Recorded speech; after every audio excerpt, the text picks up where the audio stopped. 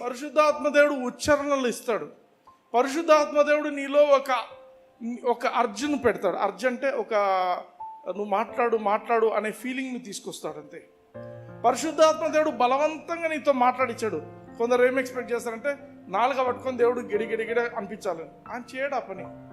He only prompts you. Prompts అంటే నువ్వు పో అంటారు చూడు, చిన్నగా ఏదైనా ప్రైజ్ తీసుకున్నా నువ్వు పో అంటారు చూడు, అది దట్ ఈస్ ప్రాంప్టింగ్.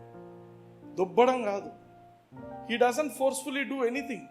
పరిశుద్ధాత్మ దేవుడు చేస్తున్నది అంతా ఏంటంటే he will prompt you, he will lead you, he will guide you. ఎలా చేయాలా ఏమి అంతవరకే. He doesn't forcefully do anything.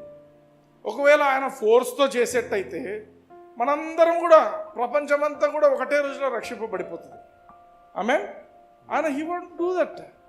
అందరు రక్షింపబడతారు, ఇంకా నెక్స్ట్ మనమందరం కూడా పరలోకంకి వెళ్ళిపోతాం. అలా జరుగుతుందా?